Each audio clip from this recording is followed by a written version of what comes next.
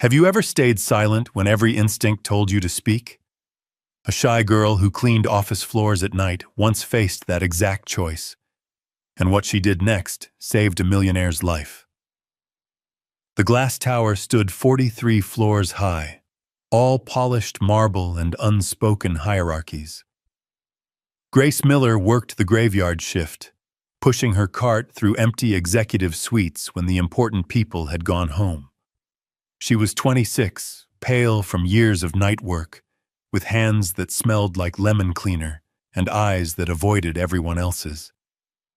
Most nights, the building belonged to the invisible, the cleaners, the security guards, the people who kept the machinery running while the decision-makers slept. Grace preferred it that way. No one noticed her. No one asked questions. She wiped down keyboards, emptied trash bins, and disappeared before dawn. But this shy girl carried something most people didn't know about. Tucked inside her quiet routine was a year of pre-nursing school, textbooks she still kept under her bed, and a memory that woke her up some nights in a cold sweat. Her father on a hospital gurney, a doctor saying those frightening words: deep vein thrombosis, pulmonary embolism. Her mother's hand going limp in hers. Her father had been a long-haul driver. He'd ignored the leg pain, called it a cramp. And 3 days later, that cramp traveled to his lungs and stopped his heart. Grace knew the warning signs: swelling, warmth, one-sided pain after long flights or drives. She'd learned them too late to save him. Which is why, on a cold Tuesday night in November, when she saw Daniel Brooks, 35-year-old CEO, frequent flyer, man worth $40 million, limping across the executive floor with one swollen ankle and a hand pressed to his calf, her breath caught. He looked exactly like her father had, right before everything ended. Grace's hands trembled as she gripped her cleaning cart. She could stay silent, mind her own business, keep her head down like she always did. Or she could do the one thing that terrified her most. She could speak up. What this shy girl did next would spark an inspirational journey that changed both their lives forever, proving just how much power an invisible person can hold.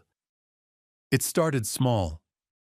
A limp Daniel tried to hide, the way he paused at the elevator bank, one hand bracing the wall before straightening his spine and continuing as though nothing hurt. Grace saw it all from behind her cart. She was good at watching without being watched. It was a survival skill in a place where cleaners were supposed to be scenery, not people. That first night, Daniel emerged from the elevator with Victoria Hale at his side. Victoria was the chief operating officer, sharp-eyed, sharper-tongued, always dressed like she'd stepped out of a boardroom photo shoot. She moved through the building like she owned the air itself. "Daniel, we need those slides ready by morning," Victoria said, her heels clicking against marble. "The London deal closes in 48 hours. 8 figures. We cannot afford delays." Daniel nodded, his jaw tight. But Grace watched his right leg. The ankle was swollen, pressing against the leather of his expensive shoe. His gait was uneven, favoring the left side. Every few steps he'd pause, fingers kneading the muscle of his calf. Grace's stomach dropped. She knew that gesture. Her father used to do the same thing. Victoria didn't seem to notice. Or maybe she did and simply didn't care. She kept talking about market projections while Daniel forced himself forward step by painful step. Grace shrank back behind a desk dustcloth frozen in her hand. Her heart hammered. She wanted to say something, anything. But the words lodged in her throat like stones. Who was she to speak a cleaner, a dropout, a shy girl who hadn't finished her degree because life had other plans? She finished her shift in silence, the image of Daniel's swollen leg burned into her mind. At 2 in the morning, Grace stopped by the ground floor cafeteria for water. The space was nearly empty except for Eleanor Price, the 70-year-old woman who ran the coffee counter during the day and sometimes stayed late to prep for morning rush. Eleanor had soft gray hair and a voice like warm honey.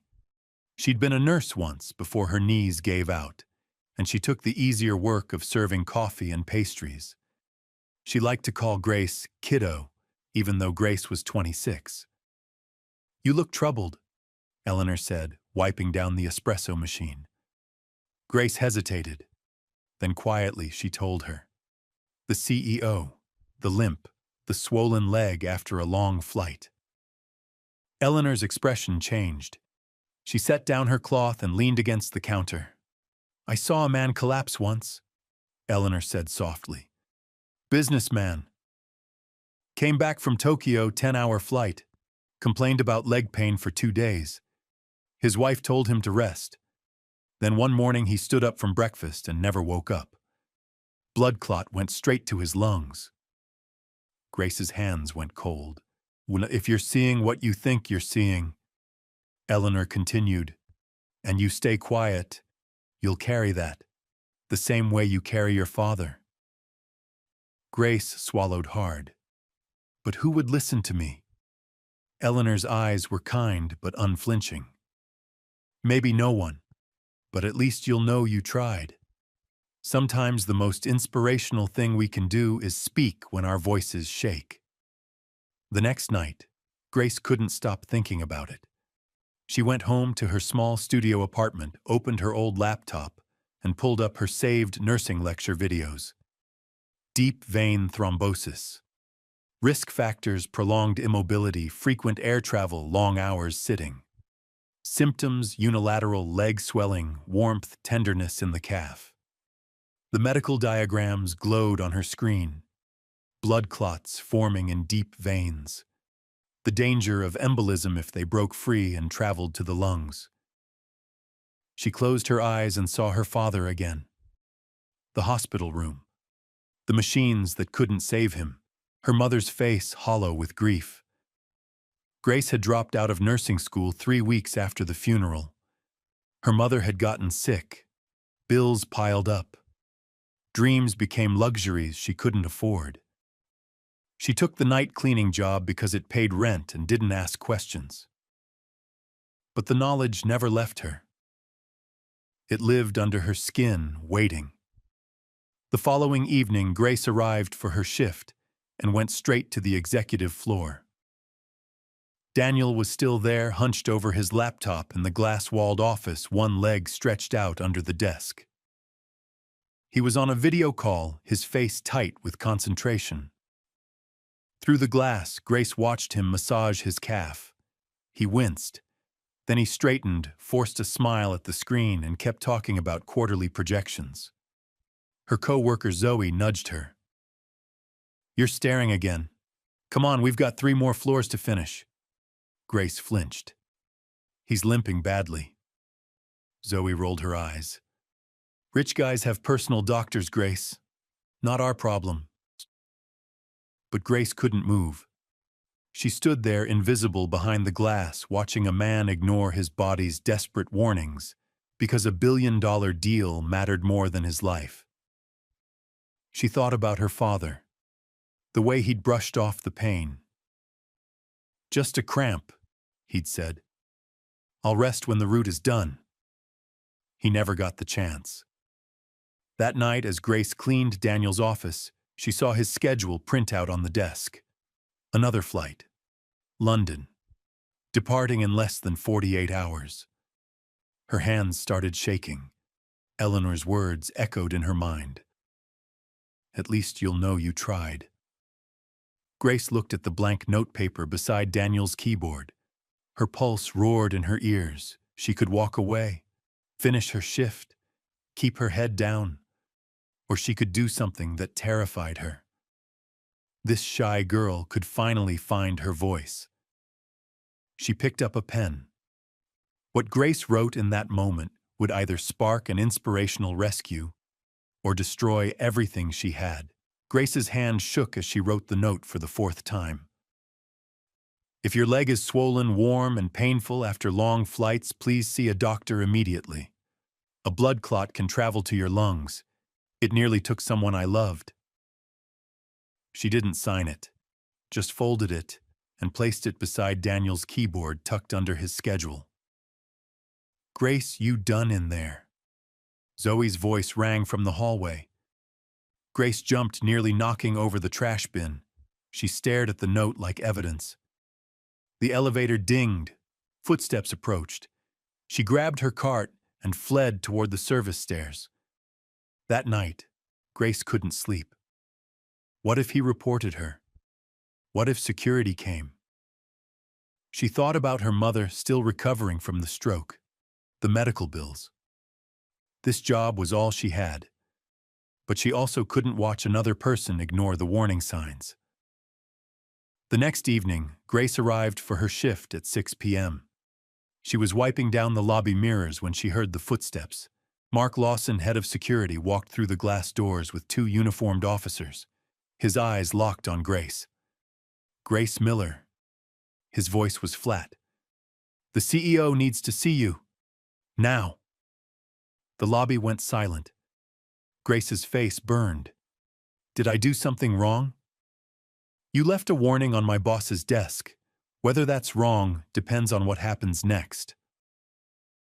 The elevator climbed to the 40th floor. Grace had never been this high. Executive suites, thick carpets, mahogany panels. Victoria Hale stood waiting. Her expression icy. This way. In the glass-walled conference room sat a single piece of paper. Her note. Do you understand the position you've put this company in? Victoria's voice was sharp. You left an anonymous medical warning on the CEO's desk. Do you have medical credentials? Any proof? Grace's eyes stung. I was worried. If this leaks to the press, if investors panic, do you understand the damage? The door opened. Daniel Brooks walked in exhausted with dark circles under his eyes. When he moved, Grace saw the limp again, the way he favored his left leg. He sat down, slowly bracing the table. His gaze fell on the note, then on Grace. You wrote this. Why? Grace's voice cracked. Because my father had the same symptoms. Swelling, warmth, pain after long drives. He ignored it. Then one day he collapsed and never woke up. Pulmonary embolism, a blood clot that traveled from his leg to his lungs. Daniel's expression shifted slightly. I studied nursing for a year before I had to drop out.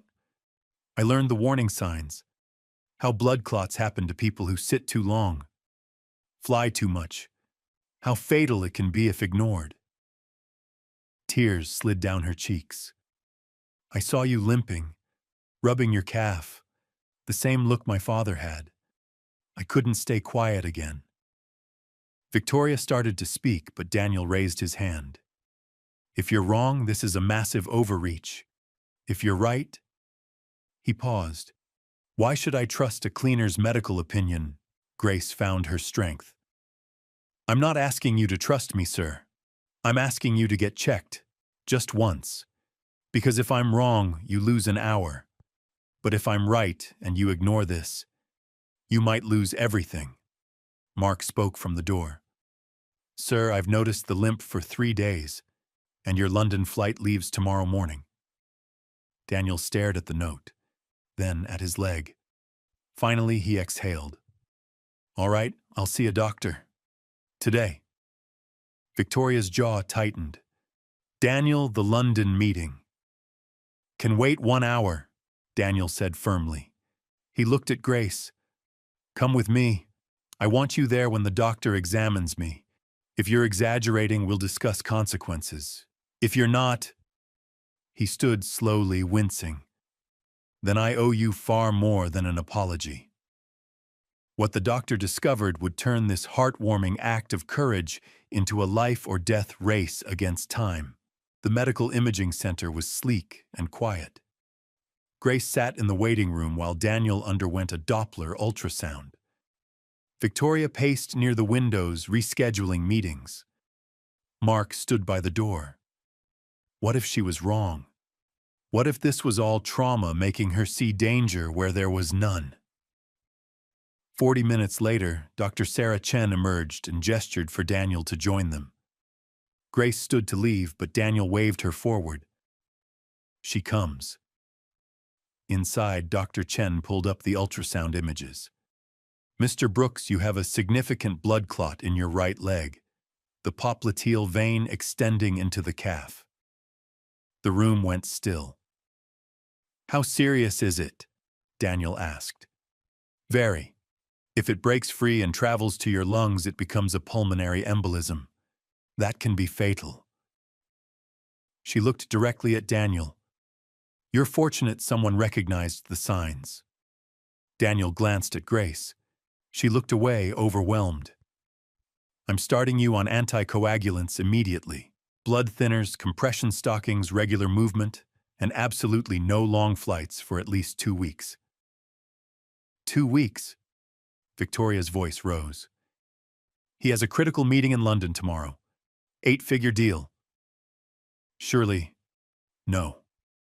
Dr. Chen's tone was final. If Mr. Brooks boards a plane and sits for hours at altitude, that clot could break loose. He could suffer a massive pulmonary embolism mid-flight. The outcome would very likely be fatal.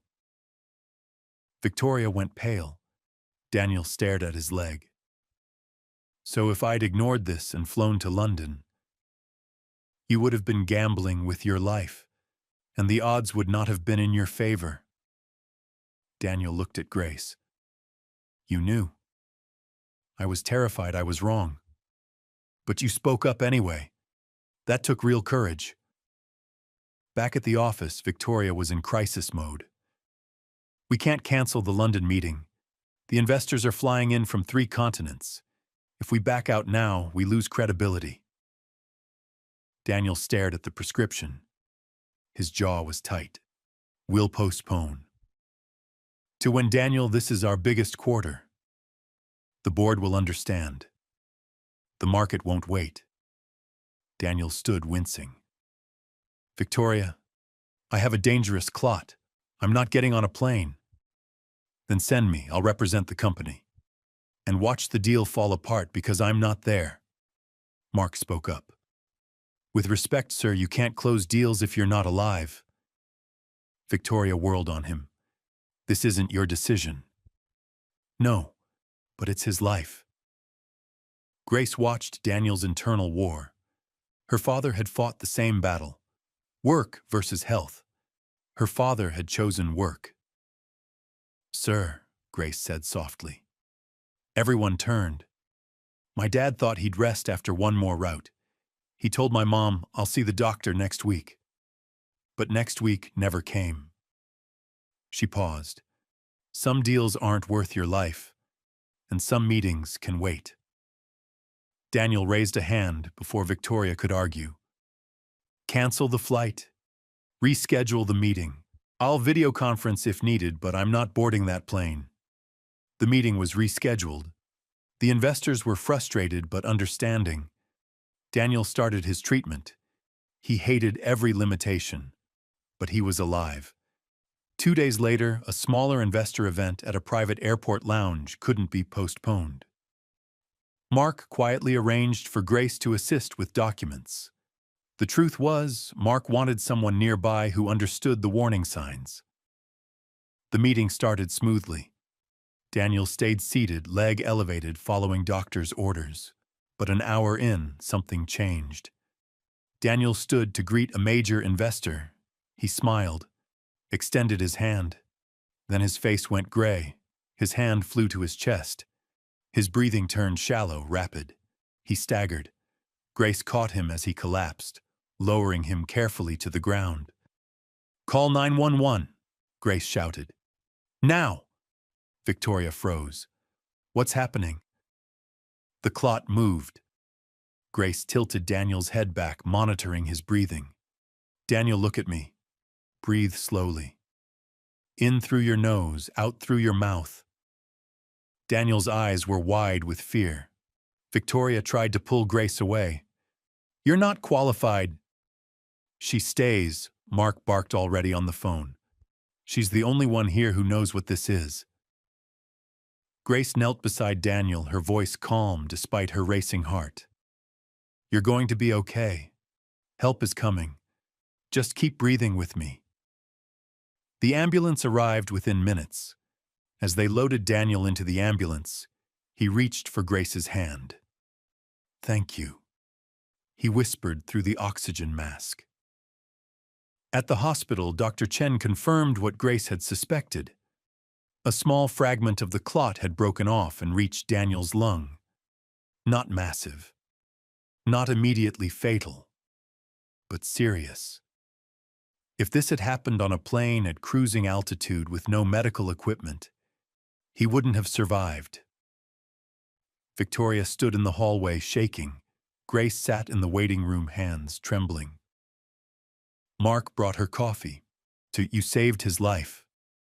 Twice. Grace stared at the floor. I just didn't want to lose someone else. You didn't.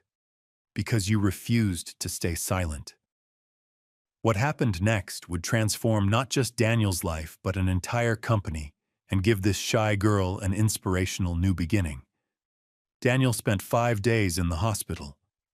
The doctors monitored him closely, adjusting his medication, watching his breathing. The clot fragment was dissolving, but slowly. Too slowly for a man used to controlling everything. Grace visited once, bringing books from his office that Mark said he'd requested. She stood awkwardly by the door, unsure if she belonged there. Daniel looked different without his suit. Smaller, more human. He wore a hospital gown and compression stockings, an IV taped to his arm. You didn't have to come, he said. I wanted to make sure you were okay, Grace replied softly. They sat in silence for a moment. Then Daniel spoke, his voice quieter than she'd ever heard it. I almost traded my life for a spreadsheet, he said. 8 figures that wouldn't have meant anything if I wasn't here to see them. Grace didn't know what to say, so she listened. My whole life I've prioritized the next deal, Daniel continued. The growth, the numbers. I convinced myself that's what leadership looked like. He looked at her. But you showed me what it actually looks like. Someone who's terrified, who has everything to lose, speaking up anyway, because silence costs more. Grace's throat tightened. I just didn't want anyone else to suffer what I did. Your father would be proud, Daniel said. Even though I never met him, I'm certain of that. Tears slid down Grace's cheeks. 3 weeks later, Daniel returned to work. He moved slower now, with a cane and regular breaks. He'd hired a physical therapist. He wore compression stockings under his tailored pants. He took the stairs instead of rushing. But the biggest change wasn't physical. The company held a town hall meeting. Every employee was invited, executives, managers, janitors, security guards. The auditorium was packed. Daniel stood at the podium, his cane resting against the lectern. Behind him, a slide read, Your health first. 3 weeks ago, Daniel began. I almost lost my life because I thought a business deal mattered more than my own well-being. I was wrong. The room was silent. The most important warning I received this quarter didn't come from a market analyst, Daniel continued. It came from someone who cleans this building when you've all gone home. Someone I'd walked past 100 times without seeing. Someone who had every reason to stay silent, but didn't. He looked toward the side of the stage. Grace Miller, would you join me? Grace froze. She was sitting in the back row, still in her uniform. Zoe nudged her. Go, Zoe whispered. Grace's legs felt like water, but she stood. The walk to the stage felt endless. Every eye in the room followed her. Daniel extended his hand. She took it, trembling. Grace recognized symptoms I was ignoring, Daniel said to the crowd. She left a note on my desk warning me about the danger. She risked her job to save my life, and when I collapsed, she knew exactly what to do while the rest of us panicked. Applause rippled through the room. Grace's face burned. Because of Grace, Daniel continued, we're launching a comprehensive health initiative, screening programs for employees who travel frequently or work long hours at desks, compression stockings for regular flyers, mandatory movement breaks, and a confidential health hotline where anyone from executives to cleaning staff can voice concerns without fear. More applause. Louder now. Daniel handed Grace an envelope. This is a scholarship to complete your nursing degree with full tuition and a part-time position in our new health and safety program. You'll help design the protocols that keep people alive.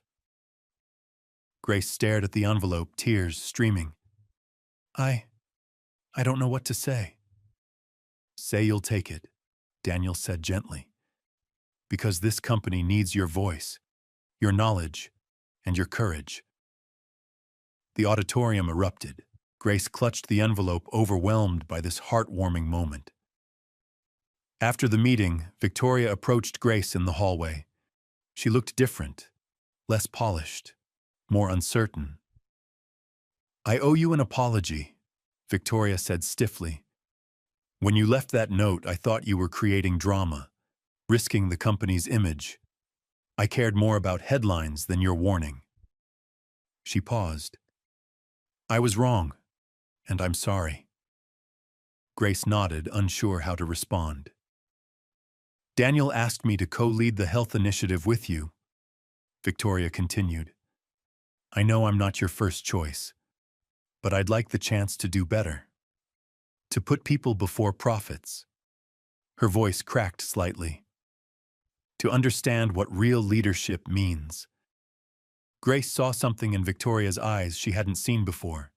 Humility, regret, the realization that she'd almost contributed to someone's death. I'd like that, Grace said softly. Victoria's shoulders relaxed. Thank you. Mark stopped by Grace's workstation that evening. He placed a laminated card on her cart, a health warning poster. We're putting these in every break room and security office, Mark said. Your words, your warning. He paused. You changed this place, Grace. Not just for Daniel, for everyone.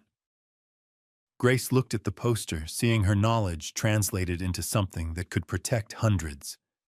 I just wish I'd acted sooner, she whispered. For my dad. Mark's voice was gentle.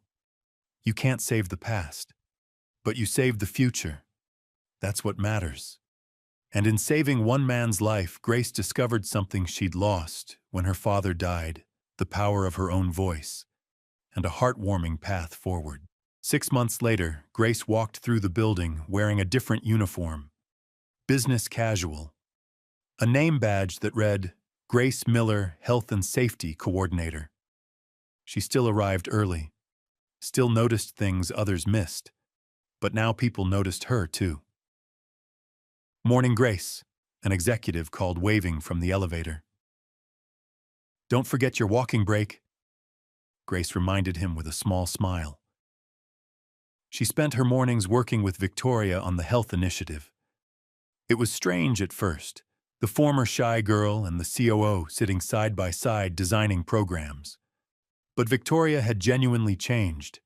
She asked questions now, listened more, admitted when she didn't know something.